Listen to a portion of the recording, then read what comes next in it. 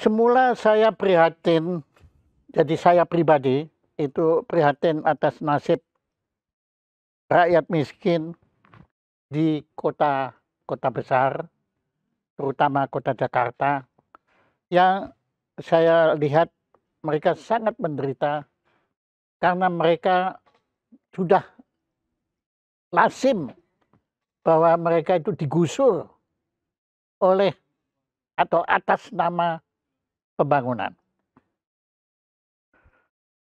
Namun kemudian rasa keprihatinan saya makin meluas karena saya perhatikan yang menderita bukan hanya rakyat miskin, tetapi juga masyarakat adat yang dikorbankan, yang digusur, yang disengsarakan atas nama pembangunan juga. Nah, pertanyaan ini menghantui saya karena saya bukan seorang pelaku, bukan pejuang, bukan apapun, tapi saya itu hanya mempelajari makna kemanusiaan. Nah, maka saya beruntung sekali ya, hari ini saya mendapat tamu, mendapat kehormatan dari seorang bernama Ruka Sombolinggi sebagai Sekjen Aliansi Masyarakat Adat Nusantara. Saya yakin beliau bisa memberi gambaran lebih jelas mengenai amanat penderitaan masyarakat adat. Kami persilahkan Ibu atau Mbak, atau saya tidak tahu dalam bahasa Toraja apa panggilan yang tepat, mau dimaafkan, tapi saya panggil saja Ibu Suka Sombolinggi. Silakan. Terima kasih. Selamat sore. Assalamualaikum warahmatullahi wabarakatuh. Salam sejahtera, salam Nusantara. Buat saudara-saudara se-Nusantara yang akan merayakan Natal, selamat Natal dan menyongsong tahun baru buat semua. Rumah saya sebenarnya di Bogor, jadi saya ingin menyapa dengan sampurasun. Dan karena saya orang Toraja, jadi saya ingin menyapa dengan Manaslu Moraka. Manaslu Moraka itu sebenarnya artinya Mas adalah apakah makanan sudah siap? Jadi orang Toraja kalau Duh, itu ada kata istilahnya suka di situ, itu nama Anda kan Suka. Itu apa itu artinya? ruka. Oh, Ruka. Ya, ruka itu ada orang Toraja, kami itu punya tradisi mendaur ulang nama. Jadi nama dari leluhur itu digunakan terus dari generasi ke generasi. Dan kebetulan Ruka adalah eh, nama dari neneknya ayah saya.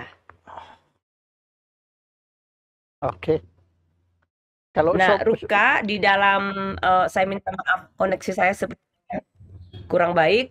Ruka sebenarnya dalam bahasa Toraja dan juga sepertinya bahasa Bugis juga sama, yang bisa artinya perang, bisa artinya masa kesulitan, bisa artinya masa kacau. Jadi waktu itu mungkin nenek saya itu, buyut saya itu lahir ketika masa perang. Jadi diberi atau masa sedang kesusahan sehingga diberi nama Ruka.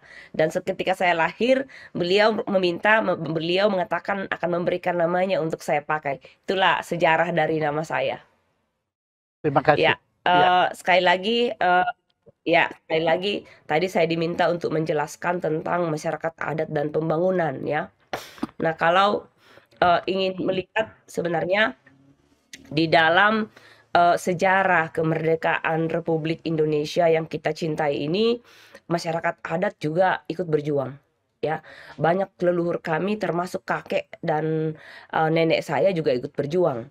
Dan tentu saja yang harus diingat Mas adalah bahwa mudah-mudahan saya nggak salah panggil ya, saya panggil Mas Oh iya, aja ya, terima atau kasih. Bapak. Anda memudahkan saya. Ya, Gitu.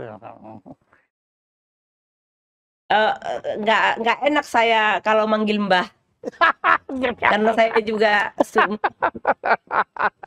Anda terus terang. Oke lah, sudah. Terus silakan. ya. Jadi negara kita Republik Indonesia, kawasan yang kita klaim sebagai wilayah Republik Indonesia, baik yang terdiri dari daratan maupun lautan, itu bukan jatuh dari langit kan.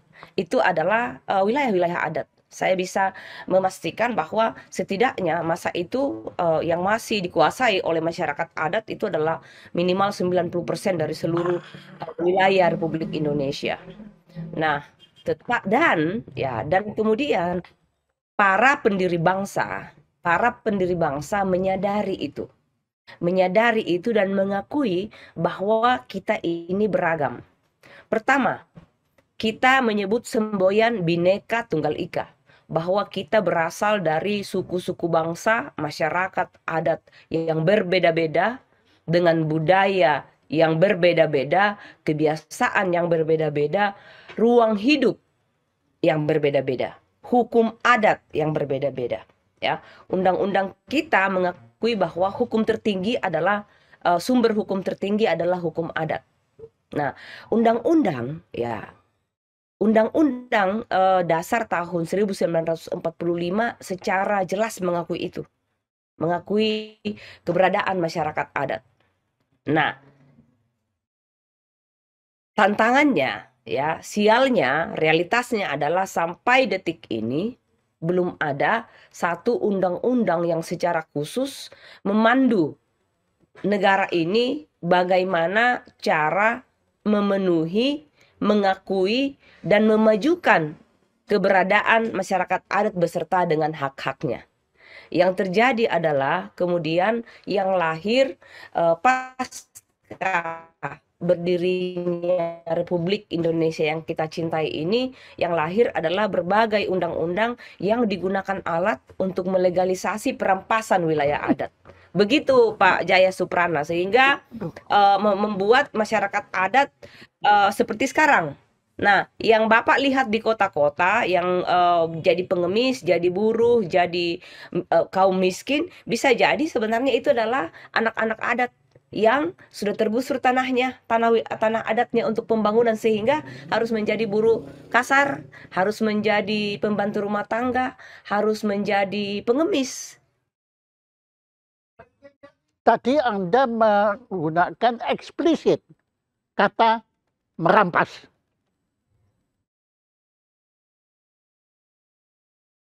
Betul itu. Jadi Anda menilai ini adalah perampasan. Oke. Ya, perampasan yang memang secara terstruktur dan sistematis karena itu menggunakan undang-undang. Ya, dilegalisasi dengan menggunakan berbagai undang-undang yang lahir setelah berdirinya negara Republik Indonesia. Begini, saya protes. Mbak Ruka, saya saksi hidup. Saya menyaksikan satu penggusuran, bukan masyarakat adat, ya, satu penggusuran rakyat miskin. Tadi Anda kan mengatakan bahwa itu dilindungi undang-undang. Ini dilakukan secara sempurna melanggar hukum. Jadi tampaknya perampasan ini sudah menghalalkan semua cara, termasuk hukum pun dilanggar. Ya, iya, benar sekali.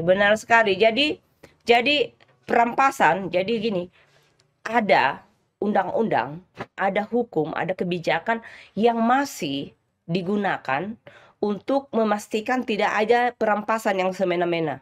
Ya, ada berbagai proses yang harus dilakukan.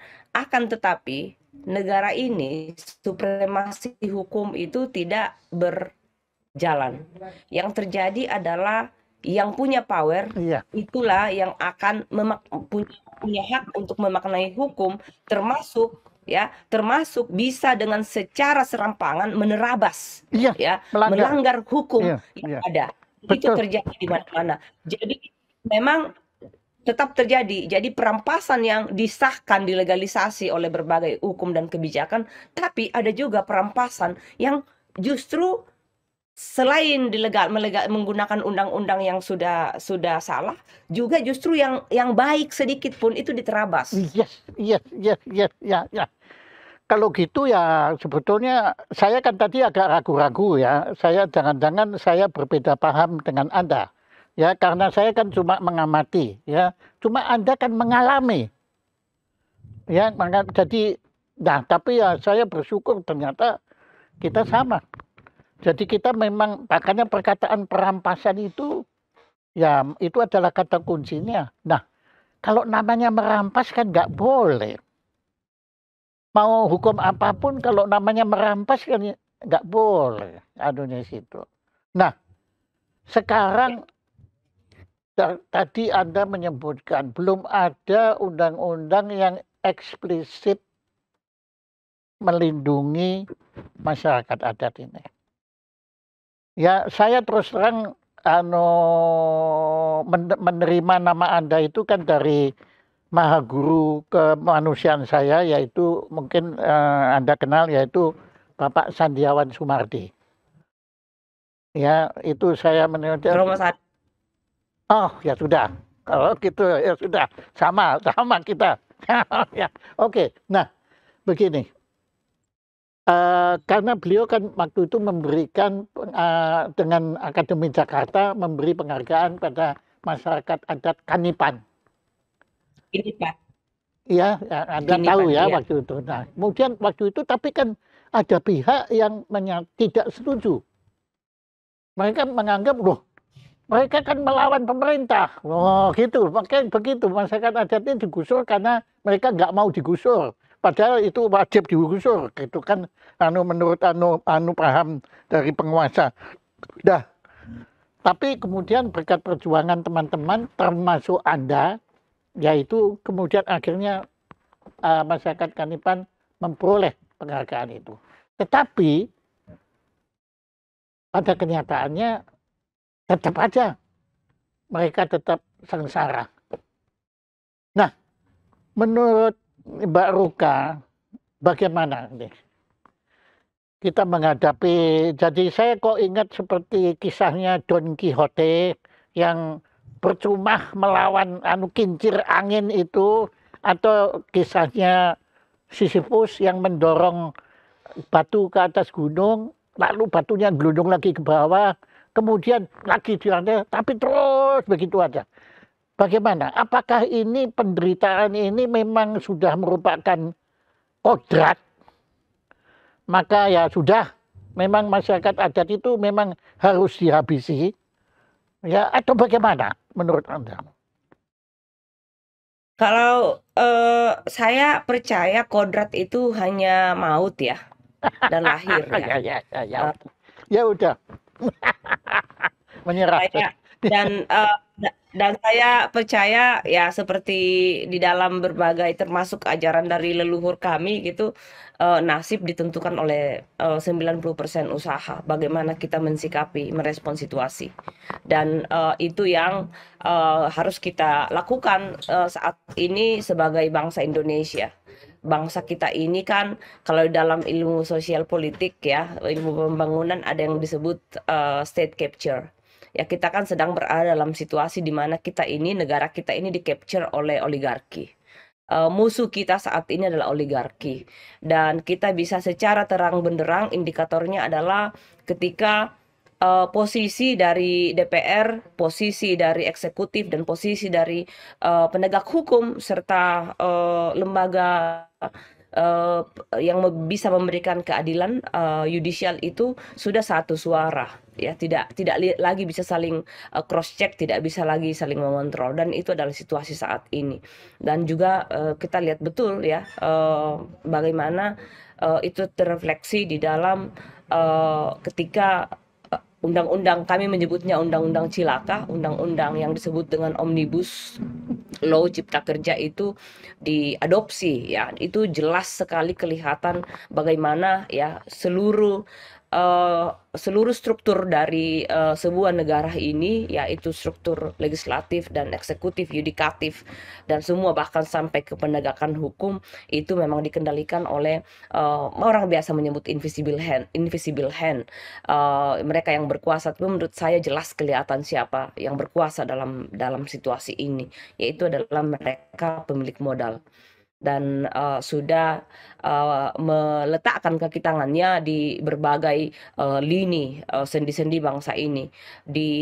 Kita bisa lihat di legislatif, di DPR itu 70%, lebih dari 70% anggota DPR terlibat ada hubungan juga dengan bisnis. Demikian juga dengan partai politik. Partai politik kalau tidak dimiliki oleh keluarga, pasti dimiliki oleh imperium bisnis. Jadi jelas sangat kelihatan, dan demikian juga dengan presiden ya. Presiden bahkan ada partai politik yang berani mengklaim bahwa presiden adalah kadernya. Saya pikir itu kan menunjukkan betapa tidak berwibawanya seorang presiden ketika diklaim sebagai kader politik sebuah partai, bukan sebagai pemimpin sebuah negara yang besar yang terdiri dari rakyatnya, termasuk masyarakat adat, nelayan, kaum perempuan, miskin kota, ya, petani, buruh, dan semuanya.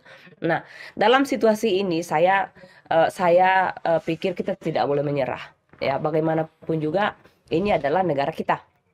Nah, saat-saat seperti ini kita kan menyaksikan keruntuhan. Sebenarnya oligarki ini sedang runtuh jika kita bisa serius menyikapinya dan serius terus menggergaji kaki-kakinya. Ya, tindakan kecil kita sehari-hari itu bisa melawan oligarki ini. Ya, tindakan kita untuk menolak terus-terus menjadi budak mereka. Tindakan kita untuk mengajak anak-anak kita yang sudah jauh ya ke kota, yang sudah menjadi buruh-buruh atau menjadi pekerja, menjadi budak di kota, itu kita ajak pulang kampung dan hidup dari tanah di kampung. Oke. Dan itu sudah kami lakukan dalam 10 tahun terakhir. Ya, itu sudah kami lakukan dalam 10 tahun terakhir. Tolong kita bisa melawan mereka dengan menolak membeli produk-produk yang selama ini dipaksakan.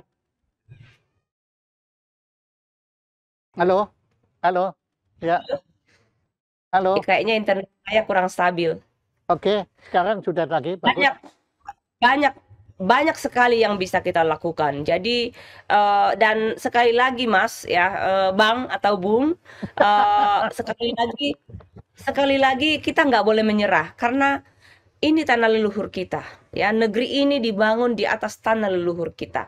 Negeri ini dibangun oleh leluhur kita. Ketika ada masanya di mana tanah leluhur kita direbut oleh orang lain, tidak berarti itu menghilangkan hak kita. Jadi saya ingat waktu ada salah satu tetua kami di Aman, namanya Abah, almarhum, dengan hormat saya sebutkan, almarhum Abah Nawin. Halo, maaf. Saya pernah bertanya, karena mereka ini adalah orang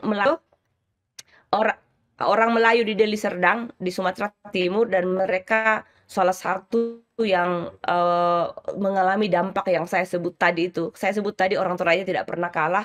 Mereka itu yang berkali-kali kalah, bukan karena kalah perang, tapi karena ditipu.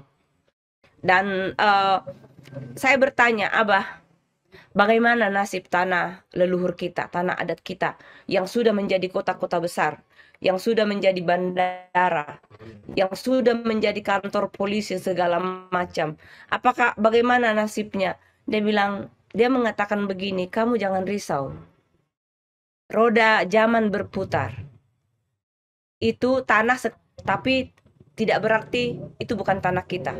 Itu akan selalu, akan tetap, dan selama-lamanya menjadi tanah kita. Soal kapan kita akan merebutnya kembali, itu tergantung jawabannya ada di tangan kita masing-masing. Nah, itu saya pegang terus sehingga saya berpikir kita tidak bisa mencari jawaban ini di Senayan. Kita tidak akan bisa mencari jawaban keluar dari persoalan besar bangsa ini di istana. Kita tidak akan bisa mencari jalan keluar dari persoalan ini di Mahkamah Konstitusi. Kita tidak akan bisa mencari jawaban persoalan ini di lembaga-lembaga penegak hukum yang saat ini sedang digerogoti. Saya pikir ini saatnya untuk seluruh rakyat Indonesia, untuk seluruh komponen anak bangsa untuk bersatu.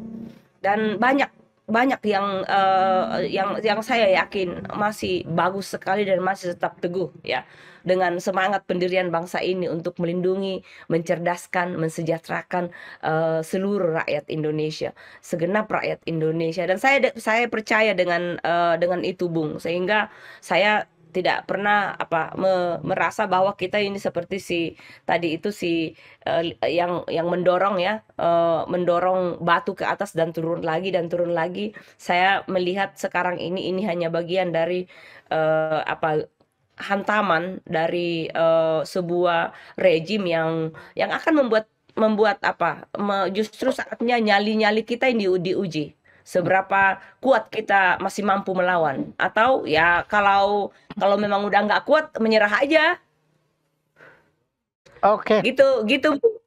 oke, Mbak Anu, terima kasih. Nah, saya merasakan ada suatu kegigihan, intensitas yang sangat intens pada diri Anda.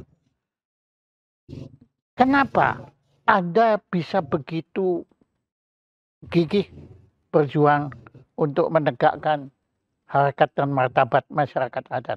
Riwayatnya bagaimana? Ya, dan tadi saya kagum sekali merasakan analisa politis Anda. Apakah Anda pendidikannya memang sosiopolitik atau apa? Kok bisa Anda tadi mengutarakan itu berdasarkan teori atau berdasarkan praktek? Silakan. Saya lebih banyak belajar dari menganalisa ya bagaimana menghubungkan teori-teori itu dengan apa yang terjadi di dalam kehidupan sehari-hari, termasuk yang terjadi dengan masyarakat adat. Latar belakang pendidikan saya, S1 saya adalah pertanian, urusan proteksi tanaman. Saya sebenarnya dokter tanaman. Waktu itu ayah saya meminta saya kalau tidak bisa jadi dokter manusia, jadi dokter tanaman. Tapi kemudian saya punya kesempatan untuk belajar ilmu sosial politik, ilmu politik untuk master saya. Itu waktu itu saya kebetulan belajar di Thailand, di Chulalongkorn University, dan itu adalah masa di mana saya kemudian mencoba menemukan, oh ternyata ini yang terjadi dengan masyarakat adat, dan ternyata kalau dilihat dari sisi secara global politik ekonominya seperti ini. Jadi itu cukup membantu ilmu pengetahuan saya akui membantu saya untuk bisa menganalisa situasi. Nah, kalau soal kegigihan, saya rasa itu tadi itu sudah ada dalam DNA kami orang Toraja itu, Bung. Kami nggak pernah kalah. Jadi Ya, ya, ya, jadi ya, ya. kami petarung. Jadi zaman leluhur kami, sejarah terakhir yang kami kenal itu karena kami berperang melawan kekuatan yang berusaha untuk menginvasi tanah leluhur kami, dan kami berhasil. Jadi saya pikir itu sudah DNA saya itu. Oke, bagus sekali. Nah, menarik sekali Anda ternyata belajarnya di Thailand. Ya, di Thailand. Kalau boleh saya tanya, bagaimana, kan Thailand penuh juga masyarakat adat. Bagaimana nasib masyarakat adat Thailand? Silakan. Nah, persoalan masyarakat adat di Thailand yang paling fundamental itu adalah kewarganegaraan. Oh, Ya, jadi masyarakat adat di Thailand itu karena khususnya mereka yang hidup di perbatasan antara Thailand dengan Myanmar, Thailand dengan Laos, Thailand dengan Kamboja dan dengan jadi daerah bahkan dengan daerah perbatasan itu Malaysia, ya. ya, tapi khususnya di daerah ke utara ya, yang disebut dengan region Mekong itu, Oke. kawasan Mekong itu masalah mereka justru lahir setelah lahirnya negara-negara modern. Ya, bangsa-bangsa modern. Kemudian wilayah-wilayah adat dibelah-belah gitu menjadi Oh, batas iya, internasional mengerti ya. nation state, modern nation state, dan dari situlah kemudian mereka di reject sana sini. Jadi orang Laos menyatakan mereka bukan warga negara Laos, orang Thailand juga mengatakan mereka bukan warga negara Thailand, dan itulah yang menjadi masalah terbesar masyarakat adat di daerah Thailand dan sekitarnya. Jadi itu khusus khas di Thailand, itu adalah citizenship, kewarganegaraan. Jadi Jadi beda. mereka selalu dianggap, mereka selalu disebut sebagai, jadi narasi yang dibangun adalah mereka adalah bukan orang Thailand, mereka adalah orang yang datang dari negara lain. Padahal mereka sudah ada jauh sebelum Thailand itu ditetapkan batasnya waktu itu kan oleh Inggris, Prancis, dan beberapa negara-negara Eropa waktu pasca Bagus. di masa dekolonisasi. Terima kasih. Anda bagus sekali mengungkapkannya. Jadi dapat disimpulkan masalah yang dihadapi masyarakat adat di Thailand beda dengan apa yang dihadapi oleh masyarakat adat di Indonesia. Kalau batas wilayah di Indonesia hampir sama ya, karena haknya tidak diakui. Jadi didinai, disangkal sebagai masyarakat adat, disangkal sebagai yang punya hak asal usul. Nah, pada dasarnya bentuknya yang berbeda. Karena wilayah adatnya, hak asal usulnya di atas wilayah adat itu diakui, maka mereka tidak disebut sebagai warga negara. Bahkan keberadaan mereka dianggap bahwa tidak ada yang namanya masyarakat adat. Demikian juga dengan Indonesia. Nah, jadi dalam teorinya pemerintah Indonesia seolah-olah masyarakat adat itu ada setelah ada pengakuan hukum. Padahal kan itu yang menjadi persoalan terbesar di negeri ini, karena harus dibuktikan, harus diakui dulu secara hukum, baru kemudian berhak menikmati hak-haknya sebagai masyarakat adat. Itu yang menjadi persoalan. Ya, okay. Jadi masyarakat adat, kenapa masyarakat adat begitu gampang digusur? Karena tadi itu, Mas. Jadi kalau jadi realitas masyarakat adat adalah yang tidak punya pengakuan hukum ya, adalah kemudian tanahnya dianggap tanah kosong. Dianggap tanah kosong dan kemudian diberikan dalam bentuk izin kepada perusahaan-perusahaan, dan itu dilakukan di Jakarta. Nah, tetapi gitu dilakukan di Jakarta itu adalah berkat dari rekomendasi dari pemerintah daerah. Dulu bupati bisa memberikan, sekarang ini yang memberikan izin lokasi adalah provinsi. Disebut dengan izin prinsip atau izin lokasi juga diberikan. Nah, dengan demikian maka si perusahaan yang sudah mendapatkan izin itu dia harus mengurus izin kelengkapan selanjutnya untuk mendapatkan yang disebut dengan HGU atau tergantung. Kalau dia tambang kan jenisnya lain lagi. Maka misalnya sawit, dia akan mengurus HGU-nya, tapi kalau ya seperti Kinipan, ini kasus Kinipan, karena Kinipan disebut kawasan hutan negara, jadi aneh negara kita ini, Mas, dari berbagai jenis ekosistem yang ada, maka negara kita ini hanya dibagi dua, yaitu disebut wilayah kawasan hutan dan di luar kawasan hutan. Dan 75%, ya lebih dari 75% negara kita ini termasuk lautnya itu disebut kawasan hutan. Dan itulah yang diakui. Ya kan? Dan itulah yang dikuasai oleh yang namanya Kementerian Lingkungan Hidup dan Kehutanan. Dulu disebut sebagai Departemen Kehutanan, setelah itu Kementerian Kehutanan. Nah, selebihnya itu dikuasai oleh yang namanya ATR BPN. Jadi penguasa wilayah di negeri kita ini ada dua kementerian, yaitu KLHK dan ATR BPN. Nah, kalau kita coba menggunakan dari kasus Kinipan. Kasus Kinipan itu kan mereka tidak tahu. Jadi diberikan izinnya, tiba-tiba saja datang bulldozer. Mereka tidak pernah tahu, tidak pernah ditanya, tidak pernah diminta. Ya bahkan tidak pernah diberitahu bahwa wilayahmu akan diberikan. Nah tadi itu Mas, melanggar hukum.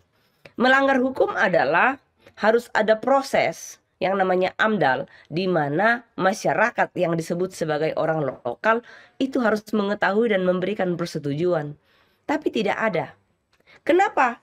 Karena di negeri ini ada namanya mafia AMDAL, yang tugasnya adalah copy paste AMDAL di perusahaan-perusahaan yang sudah pernah punya izin, dan itulah yang digunakan oleh perusahaan untuk menjadi dokumen persyaratan untuk mendapatkan izin-izin selanjutnya. Nah, apa yang terjadi dengan Kinipan? Ketika mereka tahu bahwa tanah mereka sudah, sebentar, jangan pulang kembali ya nak ya, ponakan namanya. Sini kok. Ini. Sebentar, bilang. Halo, mana Sumeraka? Halo. Ya, main dulu. Sebentar ya. Kerja ya. Ya. Mereka paham kalau disebut masih kerja. Jadi mereka bingung kenapa mereka bingung kenapa sekarang tantenya, indoknya bekerja itu justru ngomong dengan benda mati. Jadi ya udah, memang saya juga sudah mendekati maut, memang benda mati betul saya. Oke, ya. Silakan. Ya, oke. Dan oke, lanjut tentang Kinipan tadi ya. Ketika mereka tahu bahwa mereka bertanya, kenapa bisa gitu perusahaan ini akan datang dan mengatakan segera keluar dari tempat ini karena ini sudah menjadi milik kami. Kami sudah mendapatkan izin. Tentu saja orang Kinipan melawan, ya. Orang Kinipan melawan. Dan jawabannya kemudian adalah perusahaan akan bilang, kalau memang ini tanah kalian, apakah kalian sudah punya sertifikat? Nah, gitu. Nah, sementara masyarakat adat ini, kami ini diwarisi tanah oleh leluhur, bukan surat-surat. Iya. Jadi itu yang terjadi dengan Kinipan. Kemudian prosesnya tadi itu berlaku yang disebut baru diakui, ya, baru diakui ketika baru dianggap ada hak-haknya ketika diakui secara hukum oleh pemerintah. Iya. Nah, dalam Kinipan mereka tidak ada perda, mereka tidak punya SK bupati, tapi mereka sudah punya peta wilayah adat sendiri. Mereka bikin sendiri, itu di Aman. Kami mewajibkan seluruh masyarakat adat membuat peta wilayah adat sendiri. Karena kalau kita tidak memetakan wilayah adat kita sudah habis dipeta-petakan oleh orang lain. Dalam hal ini perusahaan dan pemerintah. Nah, Kinipan kemudian mengatakan, dari mana kepada perusahaan, dari mana kau mendapat izin ini? Perusahaan tentu saja mengatakan bahwa oh ini saya dapat dari ATR BPN, karena itu adalah HGU. Mereka kemudian berusaha menanyakan itu ke ATR BPN, ke Jakarta. Mereka datang ke Jakarta, ke ATR BPN, dan ATR BPN mengatakan, oh tidak, kami hanya memberikan izin. Ini adalah wilayah yang kami terima, kami berikan izin, kami proses secara administrasi perizinan karena kami mendapat limpahan dari Kementerian Lingkungan Hidup dan Kehutanan yang memberikan izin untuk dilepaskan dari kawasan hutan menjadi APL, menjadi kawasan untuk sawit, untuk perkebunan sawit. Nah, ketika mereka kemudian ditolak di ATR, mereka di ATR BPN, orang Kinipan kemudian ke KLHK, dan jawabannya kemudian oh itu sudah bukan tanggung jawab kami lagi, tapi nanti kita bisa coba mencari jalannya karena sebenarnya izin perusahaan itu, izin lokasinya diberikan oleh bupati dan gubernur. Nah, kembali ke daerah lagi. Ya, ketika di daerah persoalan pengakuan hukum itu adalah urusan politis, di mana masyarakat adat jauh sekali dari proses itu. Dan pemilik perusahaan itu adalah tentu saja keluarga-keluarga para elit-elit lokal itu. Kalau bukan gubernur ya bupati, atau ya kalau dalam hal Kalimantan Tengah di mana Kinipan berada, saudara semua itu. Kalau bukan saudara, ipar atau sepupu. Jadi dan yang memiliki perusahaan ya mereka-mereka itu. Jadi begitu situasinya, Mas. Nah, Kinipan kemudian mencari keadilan dengan cara apa? Mencari keadilan dengan cara melawan. Nah, bagaimana melawan kegigihan masyarakat adat seperti Kinipan? Itu banyak cara yang dilakukan biasanya oleh perusahaan dan pemerintah. Yang pertama itu biasanya intimidasi ya, ditekan gitu, diancam. Nah, biasanya kalau itu tidak terjadi, tidak bisa dipecah belah. Ya, Dipecah belah. ya, Jadi ada betul. kubu ini, ada kubu itu. Nah, secara tradisional, secara ini klasik ya, klasik di dalam sebuah masyarakat adat, di dalam sebuah kampung, yang namanya relasi power antara pilar-pilar kekuasaan dalam kampung-kampung itu selalu ada. Pasti ada. Jadi tidak ada yang flat dalam sebuah society ya. Society itu yang namanya power relations, power struggle, competition for power selalu ada. Itu juga sama dengan terjadi dengan masyarakat adat. Bahkan binatang pun punya Ya, punya culture seperti itu. Nah, inilah yang kemudian pertama kali akan diidentifikasi oleh perusahaan mana orang-orang yang punya potensi untuk diadu. Nah, begitu satu melawan, maka yang memang rivalnya secara klasik, secara tradisional, itu dari masa lalu, itu yang akan kemudian diperkuat dan mereka yang akan diadu. Oke, kau menolak, tapi yang ini menerima. Jadi itu akan begitu terus. Nah, pemerintah dan perusahaan akan mencap itu sebagai internal konflik. Orang lain, orang luar akan menyebut itu sebagai internal konflik. Jadi akan dibangun narasi bahwa ya bagaimana caranya orang Kinipan, mereka pertama cuma berapa biji itu yang menolak.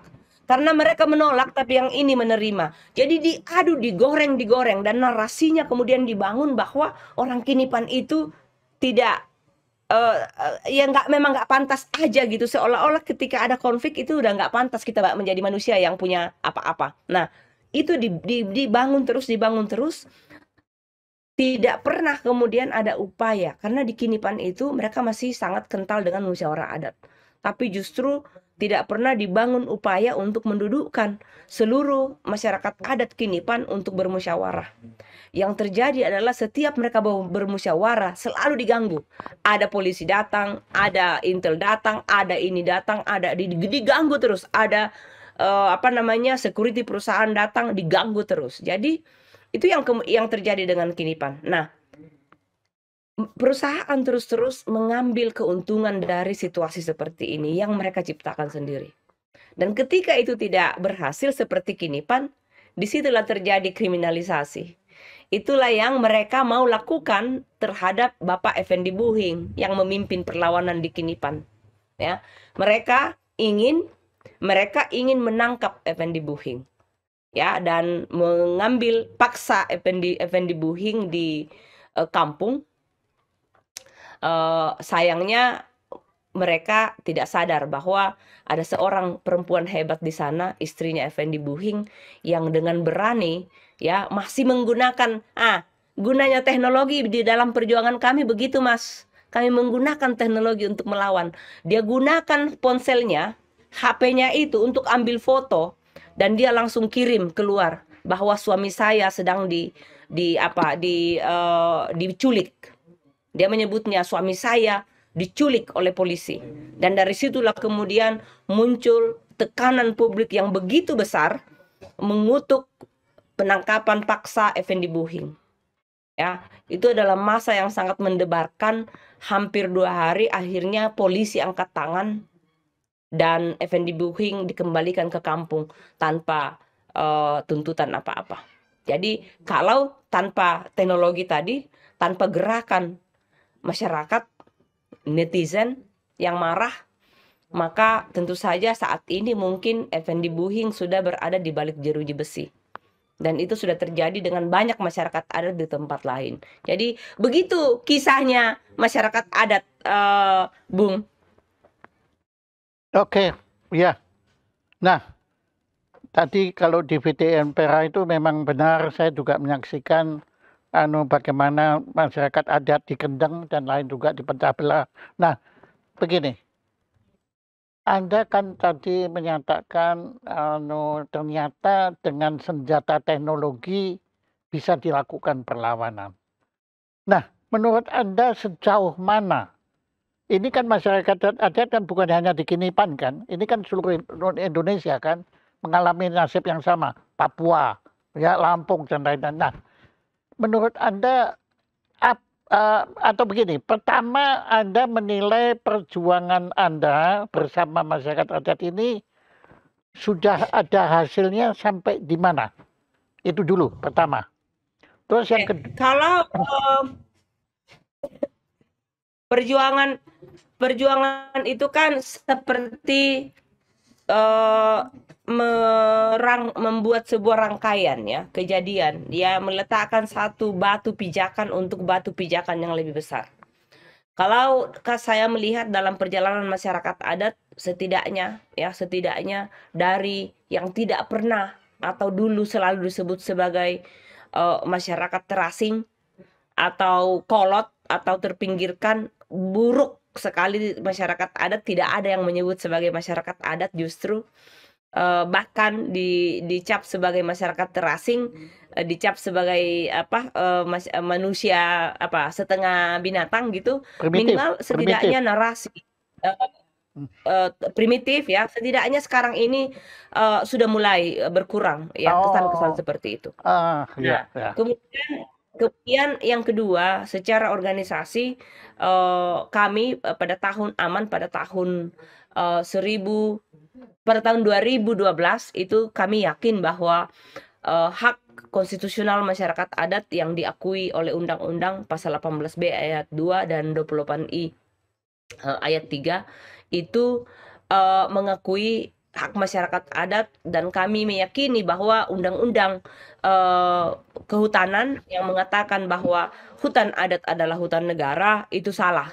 Maka kami mengajukan judicial review ke Mahkamah Konstitusi. Nah, Mahkamah Konstitusi kemudian mengatakan bahwa bahwa argumentasi aman, posisi aman benar, dan keluarlah yang disebut dengan putusan Mahkamah Konstitusi nomor 30 MK 35 nomor 35 tahun 2013 dibacakan. Dan itu dibacakan oleh yang sekarang ini, waktu itu diterima dan sidang-sidangnya dilakukan, Pak Mahfud MD masih menjadi ketua MK.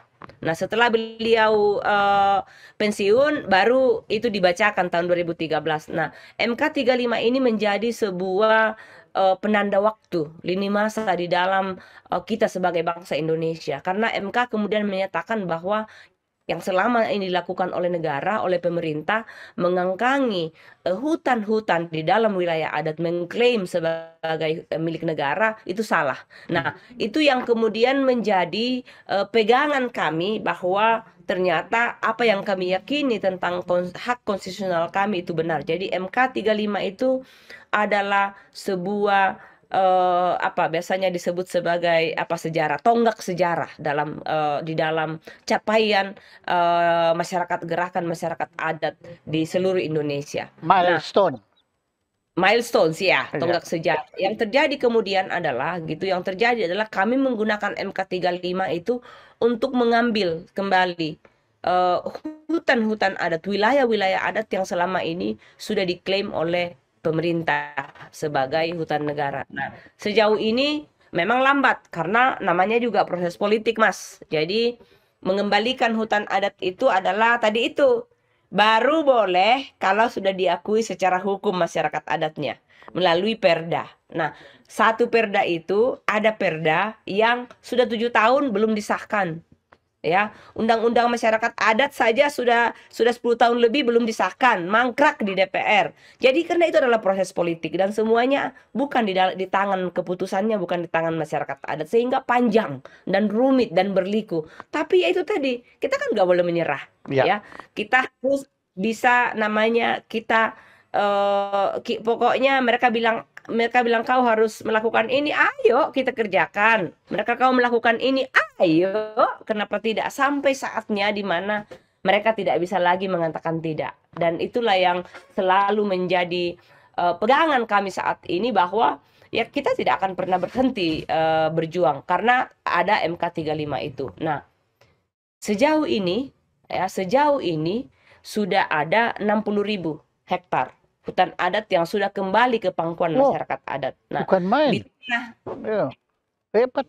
ini kecil Mas, kalau dibanding dengan hutan-hutan sosial. Tapi kan minimal sudah ada kan? Minimal sudah ada. Artinya, ya, yang pasti Mas, yang pasti ini Bung, angkanya tidak akan berkurang, ya, tapi harus bertambah. Iya, betul. Ya, tapi akan bertambah. Nah, itu yang harus segera kami lakukan, akan terus kami lakukan, dan kami sudah punya juga peta wilayah adat yang kami ambil, kami buat dengan menggunakan teknologi yang sekarang ini disebut standar terkini, selalu kami ikuti, dan sudah ada sekitar 15 juta peta wilayah adat yang sudah kami bikin. Jadi bikin sendiri kami petanya, dan itulah menggunakan teknologi tadi itu. Ya.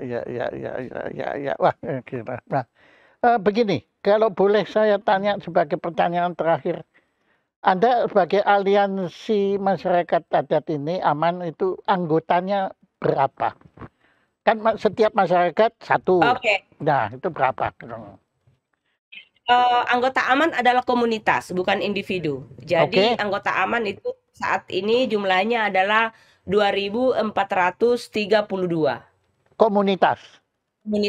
Jadi kalau warga AMAN saat ini itu kira-kira sekitar 20 juta lah, Mas. Sedikit sih. Hah? 20 juta kan lebih banyak dari Jakarta. Ya, kalau dibandingkan dengan ini, itu gabungan warga Jakarta Bogor itu, Mas. Oke. Waktu yang membatasi kita, Mbak Ruka Sombolinggi. Ya, saya mengucapkan terima kasih karena ternyata apa yang saya prihatini ternyata tidak keliru. Ya, bahwa ternyata bukan hanya saya yang merasa prihatin, tapi juga Anda, dan yang jelas adalah masyarakat adat yang merasakan sendiri penderitaan itu. Jadi saya untuk sementara mengucapkan terima kasih, tapi semoga kita masih terus berkomunikasi, karena saya nanti masih banyak hal-hal yang ingin saya tanyakan, bahkan juga ada beberapa hal yang akan saya rebuk dengan Anda mengenai apa perlunya sesuatu lah. Nanti saya masih hubungi Anda. Nah, untuk kali ini kami ucapkan terima kasih. Kami tidak punya apa-apa, apalagi kami juga nggak punya tanah. Nah, ya, kami hanya punya satu ucapan terima kasih. Oh, ya. Ucapan terima kasih. Makasih Mas, ini kehormatan yang luar biasa. Saya tidak pernah mendisplay piagam saya termasuk ijazah saya, tapi ini akan saya letakkan di kamar saya. Aduh, terima kasih, kehormatan ya. Ini karena ini ucapan terima kasih dari Jaya Suprana Institute kepada Ruka Sombolinggi. Namanya susah buat saya ya. Ucapan terima kasih yang telah berkenan menjadi narasumber acara Jaya Suprana Show dengan tema masyarakat adat. Tepuk tangan untuk Oke, terima kasih. Terima kasih. Terima kasih dari Toraja, Bung Melo. Wah, bukan artinya main. Selamat malam. Bukan main, terima kasih.